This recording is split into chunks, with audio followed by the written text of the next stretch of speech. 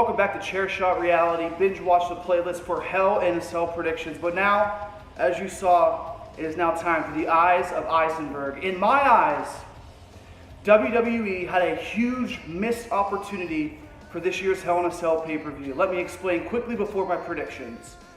You had two of the hottest feuds in WWE, which is Charlotte and Becky Lynch, and Samoa Joe and AJ Styles. Two storylines that are extremely personal, not contested inside Hell in a Cell. Hell in a Cell should be a match that's the finality of a feud, or in this case, one that is used to resolve personal issues and potentially move forward to the next step in four people's careers. But instead we have Jeff Hardy and Randy Orton, which I'm fine with. Then you have Roman Reigns and Braun Strowman, which quite frankly does not need Hell in a Cell in my mind to make an interesting and physical match. Those are my 2 cents for that, but let's get to my main predictions. I'm not going to run down the entire card. I'm going to focus on the main matches in my eyes that are most important. The Raw Tag Team Championship match, Dolph Ziggler and Drew McIntyre versus Dean Ambrose and Seth Rollins, two of the three members of The Shield. Who do you protect here? There's not going to be a championship change. There shouldn't be a championship change, but in my eyes, WWE is more worried about marketing and protecting The Shield than it is on creating new stars on Monday Night Raw. Dolph Ziggler and Drew McIntyre have done a great job together, even though they've been thrown left and right and all which ways around on Monday Night Raw. But at this point, I'm going to go Dolph Ziggler and Drew McIntyre in a sleazy, cheap type of a win. You can't have the Shield have all the titles again, especially when the Intercontinental Championship is not being defended and the Universal Championship has taken a step back because the Shield is more important than the actual strap.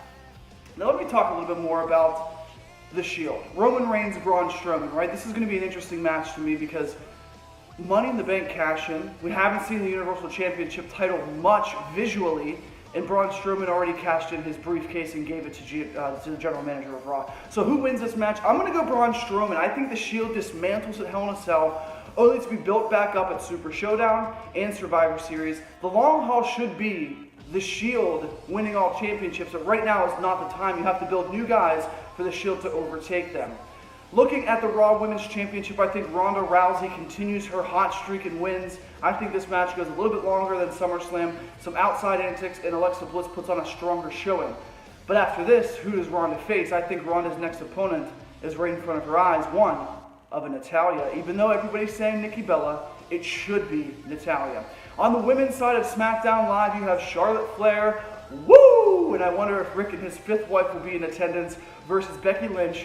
This is the right opportunity. This is the perfect opportunity. Becky Lynch needs to become champion. I'm talking a lot of championship changes here, and I think that match should be one of them that changes in hands. And Becky Lynch is hotter than ever, physically and character-wise. You gotta put some fresh blood on the SmackDown Live roster. And speaking of fresh blood, Jeff Hardy, Randy Orton, we've seen this before. This isn't fresh to us, but this is fresh because Jeff Hardy has resurrected his career in WWE. Randy Orton is back to his heel self. At the end of the day, I think they're going to give the win to Randy Orton.